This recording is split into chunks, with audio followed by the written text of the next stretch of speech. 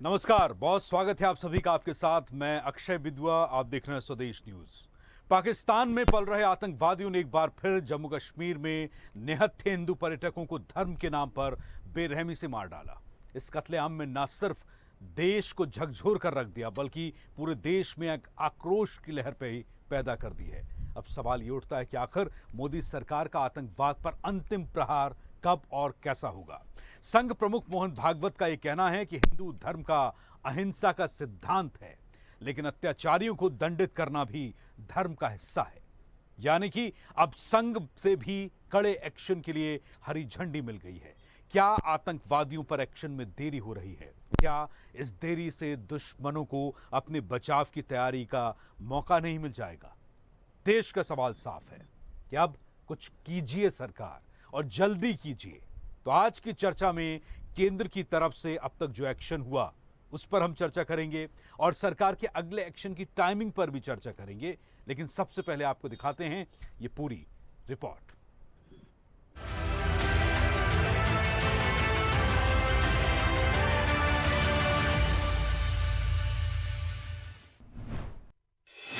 तो अहिंसा हमारा धर्म है। आतताइयों से मारना खाना, गुंडागर्दी वालों को सबक सिखाना, ये भी हमारा धर्म है। पहलगांव आतंकी हमले को लेकर राष्ट्रीय स्वयंसेवक संघ यानी आरएसएस के सरसंघचालक मोहन भागवत ने हिंदू धर्म के स्वरूप और अहिंसा के सिद्धांत पर एक महत्वपूर्ण बयान दिया। उन्होंने स्पष्ट किया कि अहिंसा हिंदू धर्म का मूल है, लेकिन अत्याचारियों को दंडित करना भी धर्म का हिस्सा है। हमारे यहाँ स्पष्ट उल्लेख है, अहिंसा ही हमारा स्वभाव है, हमारा मूल्य है। लेकिन हमारी अहिंसा लोगों को बदलने के लिए, लोगों को अहिंसक बनाने के लिए है।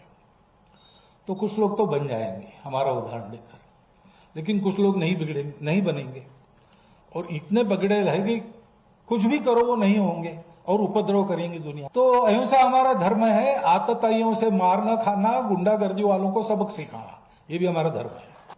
तो वहां पर अब दूसरा इलाज क्या है? राजा का कर्तव्य है प्रजा की रक्षा करना, राजा अपना कर्तव्य करेगा। दोनों धर्म है। इसलिए गीता में अहिंसा का ही उपदेश है। अहिंसा का उपदेश इसलिए किया कि अर्जुन लड़े और मारे, क्योंकि उस समय ऐसे लोग थे सामने कि अब उनके विकास का दूसरा इलाज नहीं था। संघ की तरफ से मोदी सरकार को यह संदेश मिल गया है कि राष्ट्रीय सुरक्षा की रक्षा करना सरकार की प्राथमिक जिम्मेदारी है। अगर किसी भी बाहरी या आंतरिक तत्व द्वारा देश या उसके नागरिकों पर अत्याचार किया जाता है तो सरकार को त्वरित और प्रभावी कदम उठाने चाहिए। ये बयान खासकर उन परिस्थितियों में महत्वपूर्ण है जब देश आतंकवाद या अन्य प्रकार के खतरे का सामना कर रहा हो। अब आतंकियों की बची खुची जमीन को भी मिट्टी में मिलाने का समय आ गया है। ये हमला सिर्फ निहत्थे पर्यटकों पर नहीं हुआ है, देश के दुश्मनों ने भारत की आत्मा पर हमला करने का दुस्साहस किया है। हमले के बाद केंद्र सरकार ने आतंकियों को न सिर्फ मिट्टी में मिलाने का ऐलान किया, बल्कि आतंक को पालने वाले पाकिस्तान के खिलाफ भी कई कड़े कदम उठाए, जिसमें सिंधु जल समझौते पर रोक, पाकिस्तानी नागरिकों के वीजा रद्द, अटारी बाघा बॉर्डर चेक पोस्ट बंद, पाकिस्तानी दूतावास पर कार्रवाई, पाकिस्तान में भारतीय दूतावास बंद करना शामिल है। निहत्थे हिंदू पर्यटकों को धर्म पूछकर मार डालने की आतंकी करतूत ने पूरे देश को इतना झकझोर दिया कि अब पूरा देश आक्रोशित है और बदला मांग रहा है। बस एक ही सवाल उठ रहा है, मोदी सरकार का आतंक पर अंतिम प्रहार कब और कैसे होगा? विपक्ष की तरफ से भी कोई बेतुकी बयानबाजी नहीं, कोई सुरक्षा चूक पर सवाल नहीं, बस सब इंतजार कर रहे हैं कि सरकार का अगला कदम क्या होगा। लोग ये भी पूछ रहे हैं, सरकार को एक्शन लेने में देर क्यों लग रही है? वो कहते भी है ना, प्रहार की चोट तब तक प्रभावी नहीं होती जब तक दुश्मन को इसका अंदाजा ना हो। यदि एक्शन में देरी होती है तो दुश्मन को बचाव तैयारी का मौका मिलता है। इसलिए अब देश की पुकार साफ है, हुजूर कुछ करिए और जल्दी करिए, कहीं देर ना हो जाए। विजय नंदन, स्वदेश न्यूज।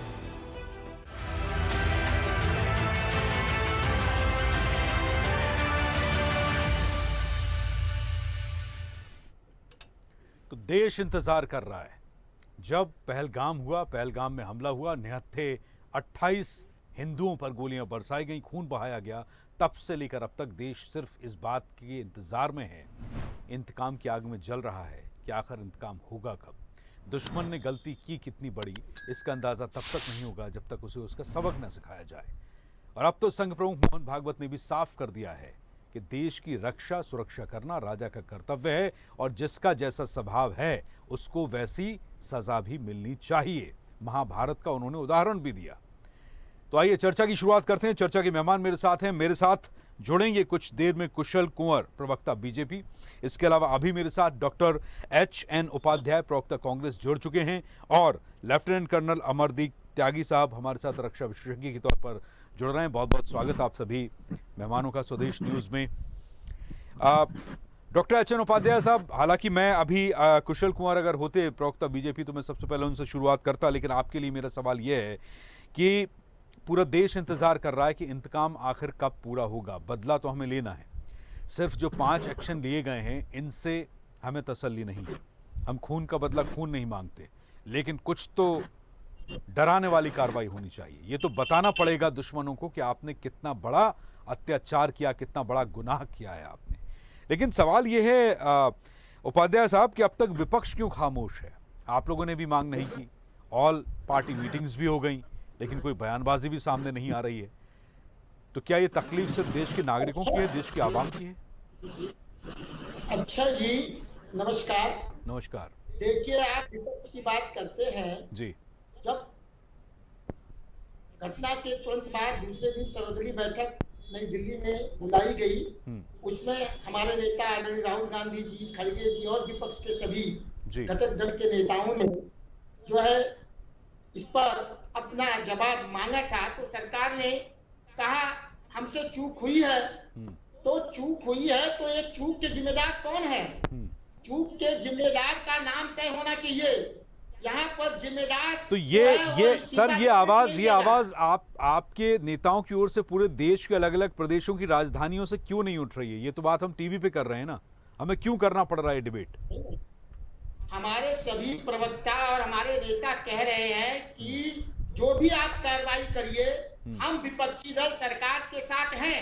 आप कार्रवाई करिए तो आपको चुनाव की रैली करने में जाने के लिए समय है, लेकिन सर्वदलीय बैठक में भाग नहीं ले रहे। प्रधानमंत्री हमारे देश के संरक्षक हैं, हमारे देश के नेता हैं। इस बड़ी विपदा में, इस बड़ी जो इतनी भयावह घटना हुई, इसके लिए उनको मीटिंग करना चाहिए, आगे की कार्रवाई करना चाहिए। जो उन्होंने 4-5 काम किया है, जैसे सिंधु समझौता को रद्द करना, ये तो बुरी घटना के बाद भी किया, ये क्यों खोल दिया गया फिर? और ये जो जनता को बेवकूफ बना रहे हैं, इससे काम नहीं चलेगा। जनता निश्चित रूप से 2019 के जो पुलवामा कांड हुआ उसका इंतजार कर ही रही है कि RDX 300 किलो से अधिक कहाँ आया, क्या हुआ, आज तक की उसकी जांच की पता नहीं चल पाई है। लेकिन उस तरह इस घटना पर शांत नहीं बैठेगी। आप देख रहे हैं जगह जगह आक्रोश है। आदरणीय राहुल गांधी जी हर जगह जा रहे हैं, जम्मू कश्मीर गए, कैंडल मार्च निकाले, जो शहीद हुए के प्रति जो है अपनी संवेदना व्यक्त की। और जनता भी उग्र है कि इसका जवाब जल्दी मिलना चाहिए। जैसा कि आपने कहा कि ऐसा न हो कि देर हो जाए तो जो उनके कैंप है, जो आतंकवादी कैंप आदि है, वो अपना उठाकर चले न जाए। जो इसके लिए जिम्मेदार है वो इसी बात है, उसकी जांच हो और कार्रवाई भी करें। देखिए, देश में जो है जिस तरह से माहौल ये बनाए हुए हैं, उसी का फायदा आतंकवादियों ने लिया और हमारे देश को मानसिक रूप से कुल मिलाकर आप ये मान रहे हैं, आपने अभी अपने वक्तव्य में कहा कि देश की जनता को बेवकूफ बनाया जा रहा है। ठीक है, मैं लौटूंगा आपके पास। लेफ्टिनेंट कर्नल अमरदीप त्यागी, रक्षा विशेषज्ञ, हमारे साथ जुड़ रहे हैं। त्यागी साहब, हमने बहुत चर्चाएं की। सबसे पहले तो एक बहुत बड़ा जो सिक्योरिटी फेलियर है, इंटेलिजेंस फेलियर, ये है कि आपने 2000 से ज़्यादा पर्यटकों को पहलगाम के उस मिनी स्विट्जरलैंड में, जो अनंतनाग से सिर्फ 5 किलोमीटर दूर था, बगैर फोर्सेस के छोड़ दिया। अनंतनाग वो ज़िला जो सबसे ज़्यादा सेंसिटिव ज़िला है, जहां आतंकवादियों का बेस कैंप होता है, आतंकवादी हमेशा हमले करते रहते हैं। अमरनाथ यात्रा पर किस तरह उनका साया मंडराता, ये हमें पता है। इस घटना की परिणति के बाद में अमरनाथ यात्रा के लिए पंजीयन जो होते थे उनमें भारी गिरावट दर्ज की गई है। आप जैसा कि अब उपाध्याय साहब कह रहे हैं कि देश की जनता को बेवकूफ़ बनाया जा रहा है, आपका अपना कार्य अनुभव लंबे समय का क्या रहा है रक्षा में, सेना में, क्यों ये देर हो रही है? आपको क्या लगता है कि आखिर स्ट्रेटजी क्या होगी, या ये चीज़ ढुलमुल रवैये की भेंट चढ़ गई है, ये हमला, ये एक्शन? अक्षय भाई, पहले तो मैं ये कहना चाहूंगा कि हमें अपना जो सोच है, हमारी भारत वालों की, जो भारत देश के हम नागरिक हैं, अपनी उस सोच में थोड़ा बदलाव लाना पड़ेगा। ये अहिंसा से काम नहीं चलेगा। अभी आपने कहा कि खून का मतलब खून नहीं होना चाहिए, लेकिन कुछ तो एक्शन होना चाहिए। खून का मतलब खून क्यों नहीं होना चाहिए, मुझे ये बताइए। और ये हमारी जो सोच रही है वो शुरू से ही नुकसान देती थी, जिसकी वजह से ये सब हो रहा है। नहीं तो आतंकवादियों को मारे ना सर, सिविलियन, देखिए उन्होंने सिविलियन को मारा। मैं ये कहता हूं कि मेरा सिविलियन से लेना देना नहीं है। मुझे नहीं लगता कि पाकिस्तान की हर आवाम ये चाहती है कि आप सिविलियंस को मारें, लोगों को मारें। ये तो आईएसआई और उनके पाले हुए आतंकवादियों का काम है ना, सेना पर एक्शन होना चाहिए। कैसे करोगे आप? आम जनता का पानी बंद करके करोगे ना? नहीं हो सकता। आम जनता नहीं बढ़ रही है तो नहीं, ये नहीं हो पाएगा। नहीं, पानी बंद करके तो ये बदला पूरा नहीं हो सकता। अच्छे भाई, मेरी बात सजा गुनहगारों को। 1948 में भी जब हमारी फौजें आगे बढ़ रही थी, नेहरू जी यूएन में चले गए थे। 99 में जब कारगिल हो रहा था तब भी एलओसी पार नहीं करने दी। फिर ऑपरेशन पराक्रम में पूरी सेना तैयार होकर बैठी रही, तब भी हम आगे नहीं गए, तब भी हमने कुछ नहीं किया। यदि ऐसी ही आदत है तो ऐसे हमने भी झेलते रहिए आप, वरना खून का बदला खून, ये पॉलिसी नहीं अपनाएंगे तो आप पर हमले होते रहेंगे, ऐसे ही कटते रहेंगे।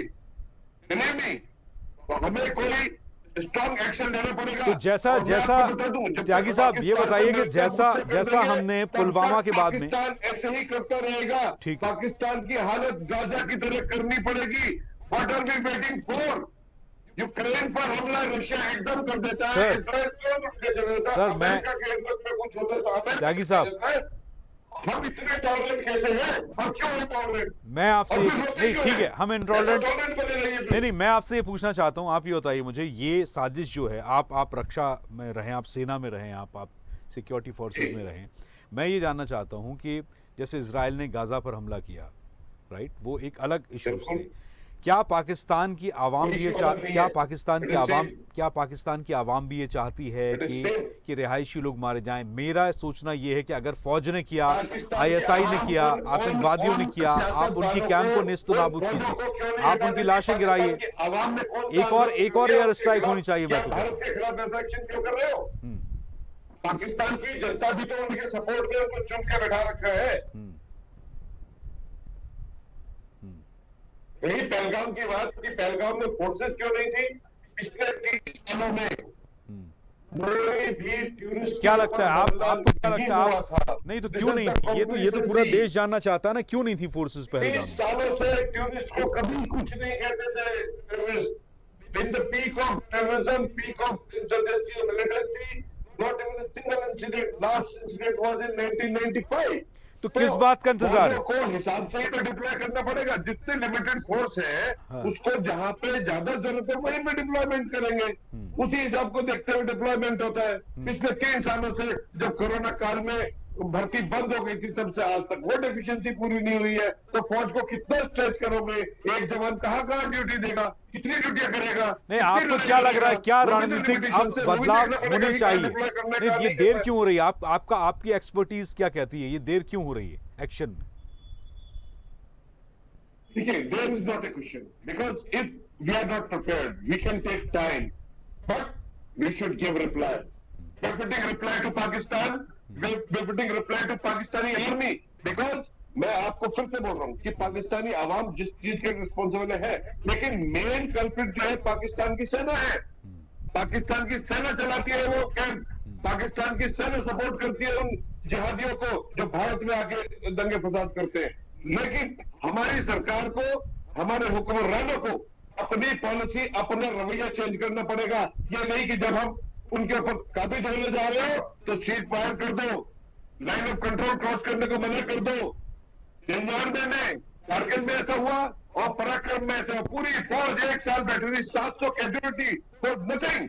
और नो रीजन 700 लोग मरे थे ऑपरेशन पराक्रम में, तैयार करके बैठा दिया फौज को कि गो फॉर लड़ाई लड़ाई लड़ाई लड़ाई करने नहीं दी, वहां पे बैठाए रखा बॉर्डर पे, माइन लगा डाले, माइन लगाने और माइन निकालने में कितनी कैजुअल्टी और कितना खर्चा हुआ है उसका अंदाजा नहीं है किसी को।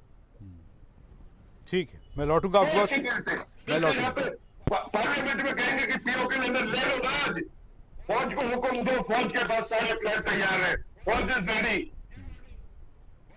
सिर्फ ऑर्डर की देर है। ठीक है, कुशल कुमार प्रवक्ता बीजेपी, कुशल कुमार साहब हमारे साथ जुड़े हैं। कुशल कुमार मुझे ये बताइए, देश जानना चाहता आपकी सरकार एक्शन कब ले रही है?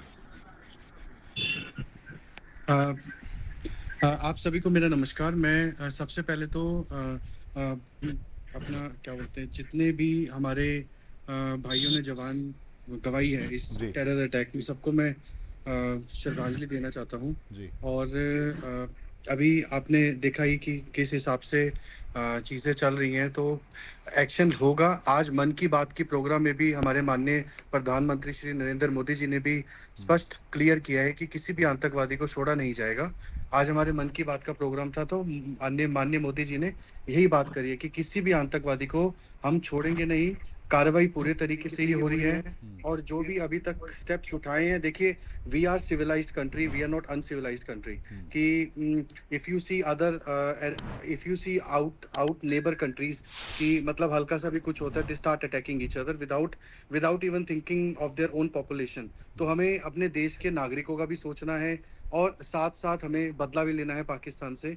तो सारी चीजें होंगी, बट एक सिविलाइज तरीके से होंगी और सिविलाइज मैनर से होगी। कि सबसे पहले देखिए हमारे नागरिक जो है वो कुशल कुमार जी, अब तो संघ प्रमुख मोहन भागवत ने भी ये कहा है कि जिसकी जैसी नियत और हरकत होगी, महाभारत का उन्होंने उदाहरण भी दिया कि अर्जुन के सामने बहुत महाभारत गीता का जो ज्ञान बना वो इसीलिए बना, गीता का जन्म इसीलिए हुआ कि अर्जुन भी यही कर रहे थे कि वो सजा नहीं दे पा रहे थे, जो गलत लोग थे उनको चिन्हित नहीं कर पा रहे थे, उन पर एक्शन नहीं ले रहे थे, इसीलिए गीता का प्रादुर्भाव हुआ, उद्गम हुआ। और राजा की उन्होंने कहा कि देश के राजा का कर्तव्य है अपनी प्रजा की रक्षा करना, चाहे उसके लिए हथियार उठाने पड़े, युद्ध करना पड़े। तो पूरा देश ये जानना चाहता है, लोगों की भावनाएं आहत हैं इस बात को लेकर कि हमारे 28 नागरिकों का, निहत्थे नागरिकों के साथ जो बर्बर दुराचार, अत्याचार, नरसंहार जो उनका हुआ है, उसे लेकर अब एक्शन क्या है। हम पानी रोक देने से संतुष्ट नहीं हैं, पूरा देश इंतज़ार कर रहा है किसी स्ट्राइक का, किसी हमले का, किसी बड़े एक्शन का। और अमरदीप त्यागी जी भी कह रहे हैं हमारे पैनलिस्ट के खून का बदला खून होना चाहिए। मेरा कहना है आप सिविलियंस को भले ही ना मारें, लेकिन एटलीस्ट आईएसआई और आतंकवादी और आईएसआई जैसे ग्रुप्स जो आतंकियों को हमारे यहाँ खुला छोड़ देते हैं अत्याचार करने के लिए, नरसंहार करने के लिए, उनकी रूहें कांपनी चाहिए कि आप अगली बार अगर ऐसा करेंगे तो 28 की जगह 128 लाशें आपके यहाँ गिरेंगी। ये देखिए माननीय मोहन भागवत जी ने जो आज बोला कि अपने भाषण में बोला है, बिल्कुल स्पष्ट बोला है। जैसे रावण था कि रावण पुजारी भी सबसे बड़ा पुजारी था, उसके पास नॉलेज भी बहुत थी, सब कुछ था, बट कहाँ चूका, कर्म में चूका। उसके कर्म गंदे थे तभी वो हारा, और वही हाल अब पाकिस्तान का होने वाला है। समय की बात है। जैसे आपने पहले अटैकों में देखा, जो सर्जिकल स्ट्राइक हुई है, तो एक समय के हिसाब से सारी स्ट्राइक होगी। पूरा देश देखेगा कि कैसे हमारे भारत ने पाकिस्तान को फिर दोबारा से दिखाया है। समय बताएगा, और आने वाले टाइम में आप देखेंगे कि धीरे धीरे करके अटैक्स भी होंगे, और जितनी भी अभी जो एक डिटेल्स निकाली हैं, जैसे सिंधु का पानी रोक रहे हैं, बहुत सारी चीजें 5-6 पॉइंट्स हैं कि धीरे धीरे करके ये चीजें हम पाकिस्तान के लिए बंद कर देंगे। तो ये तो एक सिविलाइज्ड मैनर है कि भाई इस हिसाब से हम लोग करेंगे। बाकी दूसरी साइड से जहाँ स्ट्राइक होनी है वो 200% स्ट्राइक होगी। और देखिए हम हिंदूवादी हैं, और समय आएगा कि अब मोहन भागवत जी ने बोला कि हम अपने पड़ोसियों को परेशान नहीं करते। जब पड़ोसी परेशान करने लग जाए तो राजा को दिखाना पड़ेगा कि भाई हम भी कम नहीं है। और देखिएगा, और पाकिस्तान में वैसे भी आज इतने बुरा हाल है, उनके पास अपने खाने को आटा नहीं है, तो वो कहाँ वो लड़ाई वही तो तकलीफ की बात है कि आपको वो आंखें दिखा रहा है जिसकी पेट की आंतों में भोजन नहीं है, वो आंखें दिखा रहा है। इतनी ताकत क्यों हो रही है? अमरदीप त्यागी साहब हंस रहे हैं आपकी किसी बात के ऊपर, वो शायद कोई जवाब देना चाहते हैं। त्यागी साहब, तो कैसे सिविलाइज तरीके से वैश्यों के साथ वैशी तरह का व्यवहार करना पड़ता है, कोई सिविलाइज तरीका नहीं होगा कि सिंधु वाटर ट्रीटी को हमने रोक दिया। सिंधु पानी रोकने की कैपेबिलिटी है हमारे पास? Do we have infrastructure? Can we hold on that water? जो हमारे पास है रिसोर्सेज उसको तो हम यूज नहीं कर रहे हैं, और ये बेकार की बात है कि सिंधु का पानी रोक देंगे। सिंधु का पानी रोकने की कैपेबिलिटी है हमारे पास? आप बताइए मुझे। आपने 99 में कारगिल में क्रॉस नहीं करने दिया थी, आपने ऑपरेशन पराक्रम 2001 में सेना को 1 साल बैठाए रखा, क्रॉस नहीं करने दिया। 700 सैनिकों की कुर्बानी हुई उसमें। कोई महसूस करते हैं उस चीज को? नहीं, देखिए मैं आपको 1 साल बैठे रहे बॉर्डर पे, अब महीने लगाते रहे, महीने निकालते रहे, हमले का हुक्म नहीं हुआ है। ठीक है सर, जवाब ले लेते हैं। धीरे धीरे करेंगे। सर्जिकल स्ट्राइक से पाकिस्तान का कुछ फर्क पड़ता है क्या? उनको शौक है रोमांच का, उनको चाहिए लड़ाई, उनको चाहिए खून।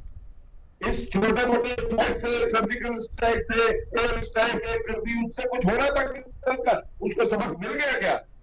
डोंट यू रियलाइज कि नहीं होता उनको? ठीक है सर, जवाब ले अच्छी लेते हैं। तरह से खून जवाब पाना पड़ेगा उनका, जवाब ले समझ में आएगा उनको। जी कुशल कुमार, जवाब दीजिए। देखिए मैं आपने जैसे बोला कि सर्जिकल स्ट्राइक हुई, एयर स्ट्राइक हुई पहले, तो इससे पाकिस्तान को कुछ नहीं फर्क पड़ा है। वो पाकिस्तान को फर्क पड़ा है। इमरान खान ने अपने मंच में, इमरान खान के जब समय था, इमरान खान ने ये बोला कि भारत ने हमारी हालत खराब कर दी, ये जब सर्जिकल स्ट्राइक हुई थी, ये इमरान खान के वर्ड से। अब देखिए पाकिस्तान और हमारा देश भारत और पाकिस्तान में बहुत फर्क है। हमारी economy 3rd world largest economy है, बिजनेस में हम आगे, हमारी इकोनॉमी, और पाकिस्तान देख लीजिए कहाँ इतना पीछे है। देखिए एक प्रोफेशनल में और एक अनप्रोफेशनल में बहुत फर्क होता है। नहीं, मैं आपको वही समझाने की कोशिश कर रहा हूँ कि मैं आपको वही समझाने की कोशिश कर रहा हूँ कि हमारी समझ में तो नहीं आएगा, मेरी समझ में तो नहीं आएगा। मैं आपको वही समझाने की कोशिश कर रहा हूँ। मैंने शासन देखी है। नहीं, हमारे देश में और पाकिस्तान में बहुत फर्क है। देखिए अभी जो आपने बोला वाटर ट्रीटी का, मैं कुछ बोल दूंगा अनपार्लियामेंट्री हो जाएगा। देखिए वाटर ट्रीटी जो आप कह रहे हैं, इंडस वाली, आपने वाटर, देखिए जो